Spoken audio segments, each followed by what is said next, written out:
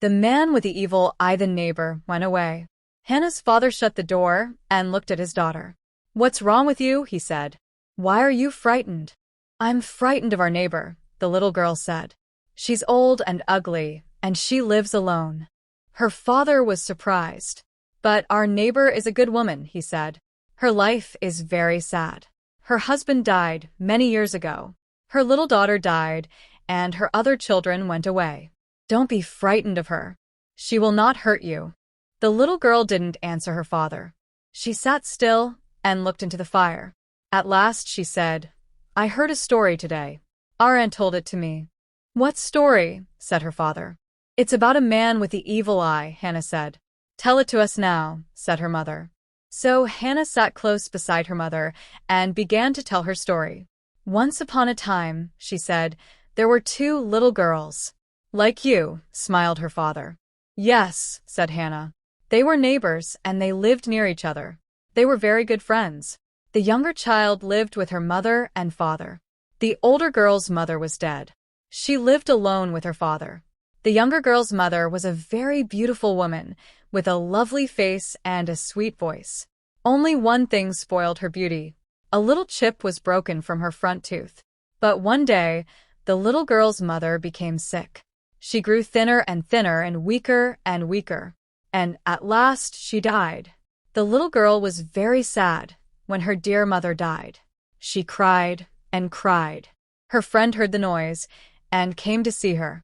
"Why are you crying?" she asked. "What's happened?" "My mother is dead," the little girl said. "I'm so unhappy." "Oh, mother, I can't live without you." The big girl sat down beside her and put her arms around her friend, and they cried for a long time together. Nearly a year went past, but the little girl never forgot her mother. She thought about her every day. One day, the two girls' fathers decided to go to the market together. The market was a long way away, and they left early in the morning. Now the little girl was alone. "I'll go and see my friend," she thought. One day, the two girls' fathers decided to go to the market together. The market was a long way away, and they left early in the morning. Now the little girl was alone. "I'll go and see my friend," she thought. She ran to her friend's house and called out, "Are you there, dear friend?" "It's me." There was no answer. She called out again, "Open the door. Don't be afraid. It's me, your friend." The door began to open slowly. The older girl was there. She stood still and looked down at the ground. She didn't smile at her little friend. "What's the matter?" the little girl asked her. "Are you sick?" The big girl shook her head. "Are you unhappy?" The big girl nodded. "I'm your friend," the little girl said. "Tell me about it. Perhaps I can help you." The big girl came out of the house and shut the door behind her. The two children sat down together outside.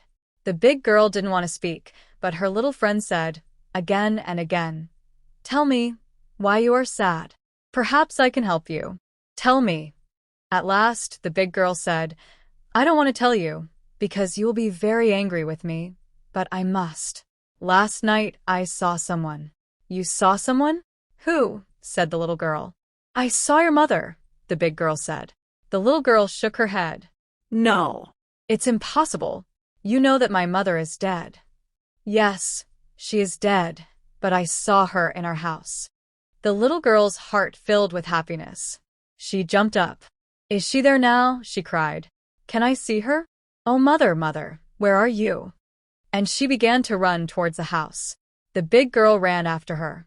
"Wait," she said. "Stop." The little girl pushed past her angrily. "I don't want to wait," she said. "I want to see my mother." She opened the door and ran inside. But the house was empty.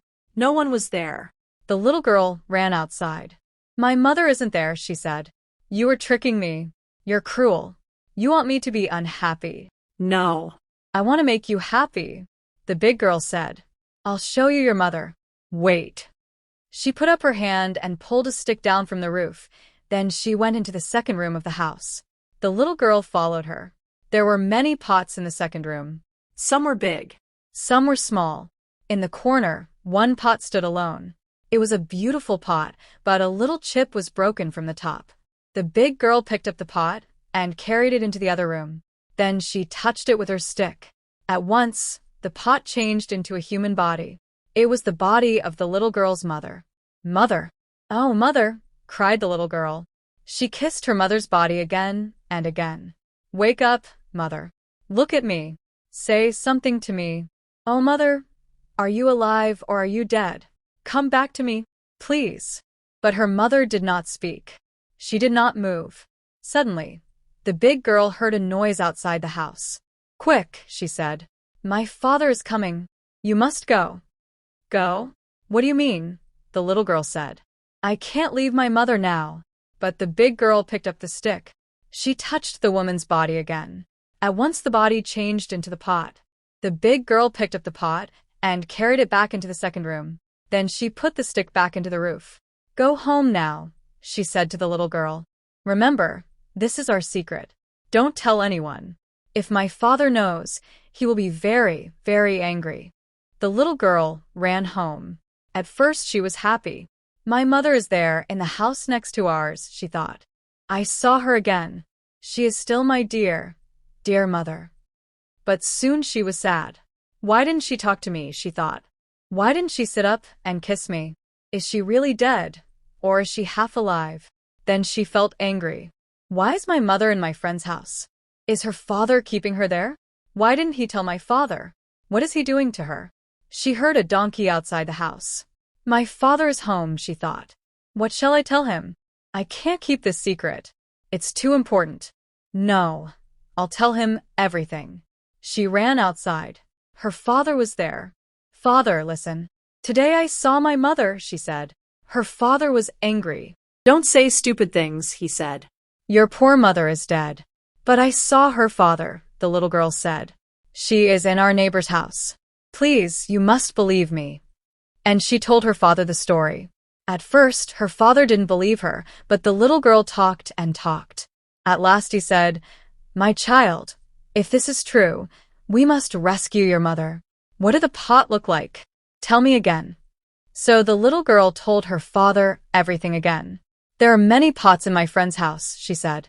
Some are big and others are small. But my mother's pot is very beautiful. Only the top is a little broken.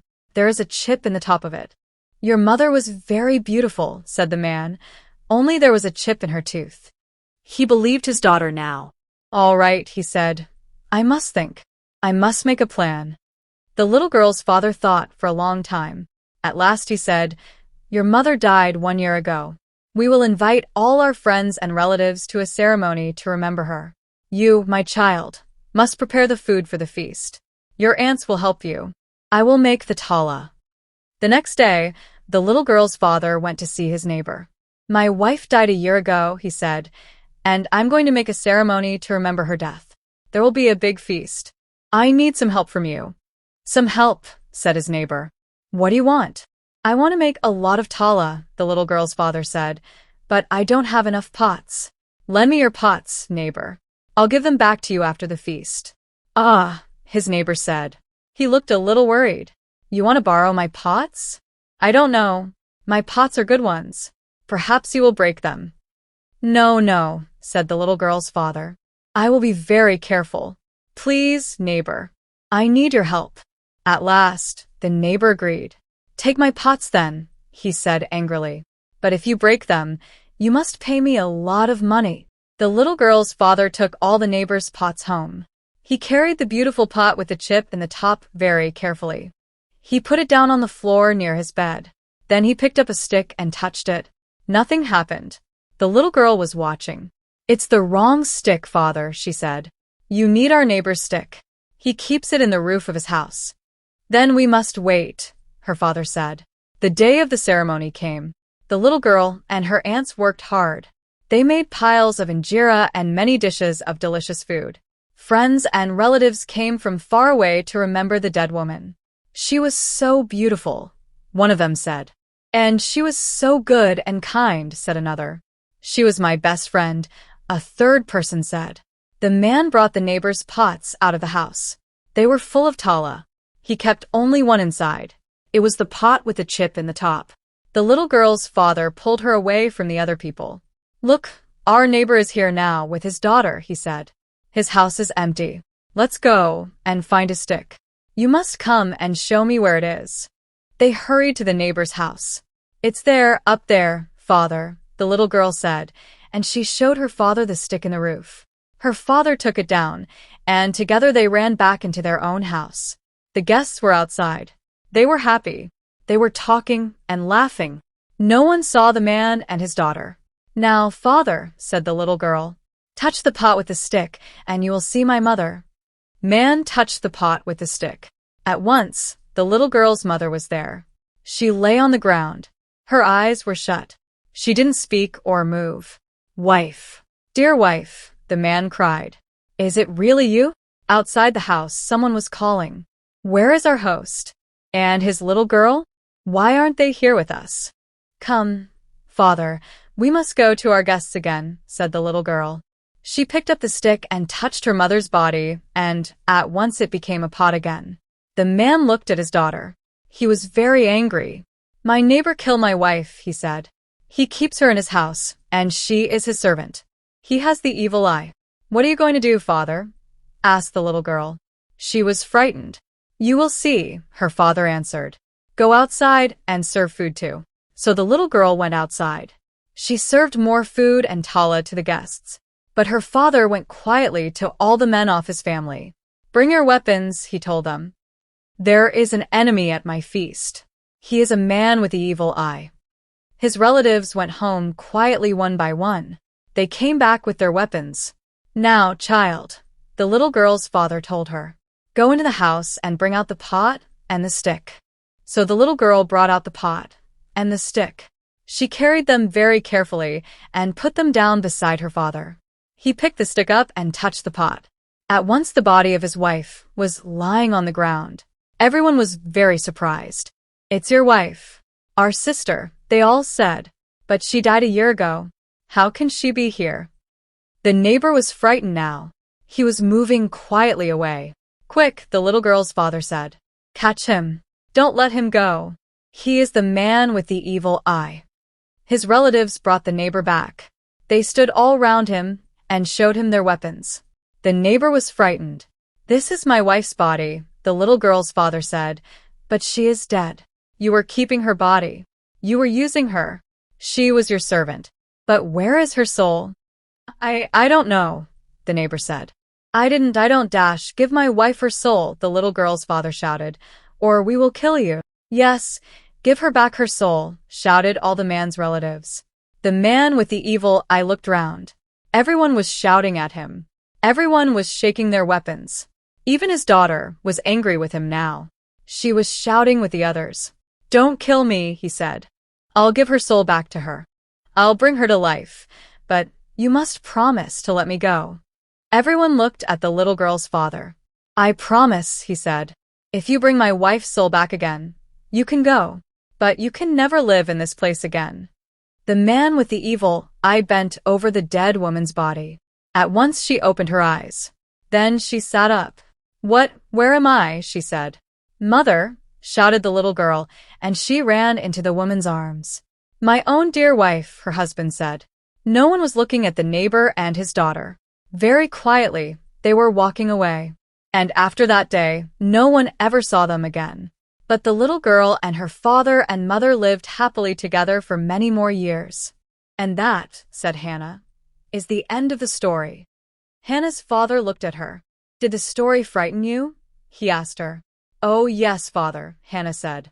It's a true story. My aunt told me it was true. Suddenly, someone knocked at the door again. Hannah screamed. It's our neighbor, she cried. Don't let her come in. She has the evil eye. Stop it, Hannah, her father said. Be quiet. Go and open the door. Oh, father, please no, began Hannah. Her father was angry. Open the door, Hannah. Now, he said. Slowly, Hannah went to the door and opened it. The old neighbor stood there. Hannah was very frightened. The old woman's face was ugly. I brought your coffee back, she said. I didn't need it. She is looking at me, Hannah thought. She is putting her evil eye on me. Then the old woman smiled. Ah, Hannah, she said. You're a good girl. My little daughter was like you. Tears filled the old woman's eyes and fell down her cheeks. Hannah's father was standing beside Hannah now. What happened to your daughter? He asked the neighbor. God took her, the old woman said. She died many years ago. She is with him now in heaven. She was like your little girl, good and happy and sweet. God bless you, little Hannah. Then she turned and went away. Hannah and her father went back to sit by the fire. Well, Hannah, her father said, are you frightened of our neighbor now? No, Hannah said. She is sad and old and lonely. I was sorry for her, but I thought at first. You thought she had the evil eye, her father said. You know, Hannah, that story is a bad one. Many good people have suffered because of it. When I was a child, an old man lived near our house. He wasn't friendly to other people. He shouted at them sometimes. I think he had sickness in his mind. He has the evil eye, everyone said. No one talked to that poor man. Children threw stones at him. At last he died, alone and unhappy. But did he have the evil eye, father? Hannah asked. No. He was just a sad, sick old man, her father said. Forget this story, Hannah. It is a cruel one. And it is not true. Don't forget to like and subscribe and hit that bell for all the interesting stories and English learning skills.